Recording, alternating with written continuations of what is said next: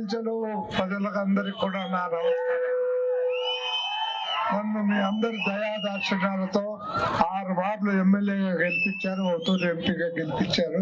ఇది ఒక రికార్డు సృష్టించారు. మీ అందరి దయాదాక్షిణ్యము నాపై ఉన్నటువంటి ప్రేమాభిమానాలతో.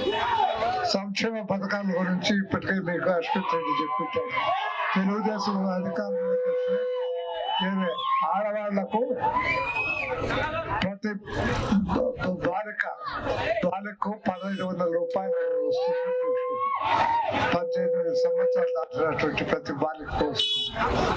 తర్వాత 3,000 ఉన్నటువంటిది 4,000 రూపాయలు పెంచుతుంది. ఉచిత బస్సు ప్రయాణం వస్తుంది. 3 సిలిండర్లు వస్తాయి ఫ్రీగా. ఇవన్నీ మీకు అన్ని తెలిసేటివే.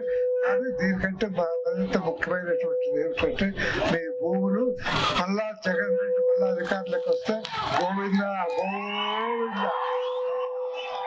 ఎట్లా గోవింద అంటే ఇప్పటికే వాళ్ళు జగన్ సంబంధించినటువంటి మిత్రులందరూ కలిసి వైజాగ్ లో కాస్ట్లీ భూములు దొంగ సంతకాలు పెట్టుకుని వాళ్ళు చేసేసుకున్నారు. అది చెల్లుబాటు అయ్యేదాని కోసం కొత్త చట్టాన్ని తీసుకొస్తున్నారు. అది ఒక వకీలు కనుక్కొని ఇప్పుడు హైకోర్టులో వేసి పెట్టాడు. మళ్ళా ముఖ్యమంత్రి అయితే మాత్రం ఆ చట్టం రూపాయలు అవుతుంది. అది ఎట్లా అంటే అప్పీలు కలెక్టర్ లేకపోతే ఎవడో అది ఒక హైకోర్టు పోయి మాత్రమే చేయాల. హైకోర్టు పోవాలంటే ఇవాళ ₹1,00,000 లేదు. ఏ అడ్వకేట్ కూడా ఫీజు తీసుకోడు.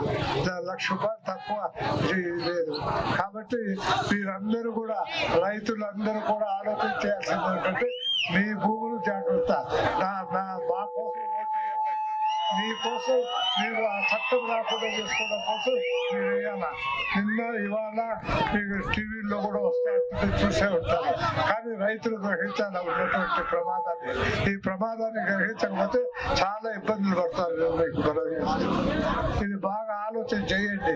భూములే కాదు, ఏదైనా సరే గోవిందానే. ఇక్కడ మంచి బిల్డింగ్ ఉంది, ఇది ఎవడైనా రేపు రిజిస్ట్రేషన్ చేసుకుంటే అది వాటికి పోయే పరిస్థితి. కాబట్టి ఈ చట్టం రాకుండా ఉండాలంటే ఇది జగన్ ముఖ్యమంత్రి కాకూడదంటే మీరందరూ తెలుగుదేశానికి ఓట్లు వేయాల్సినటువంటి అవసరం ఉంది. ఇది నేను నా కోసం నేను చెప్పే మాట కాదు. ఇది మీకోసం మీరు జాగ్రత్తగా ఆలోచన చేసి చేయాల్సినటువంటిది. దయచేసి దీన్ని జాగ్రత్తగా ఆలోచన చేయండి. ఇట్లా దివాకర్ రెడ్డి చెప్పినాడు, ఇది నిజమా అబద్ధం అనే మాట కూడా విచారించుకోండి. విచారణ చేసుకోకుండా గుడ్డిగా నా మాట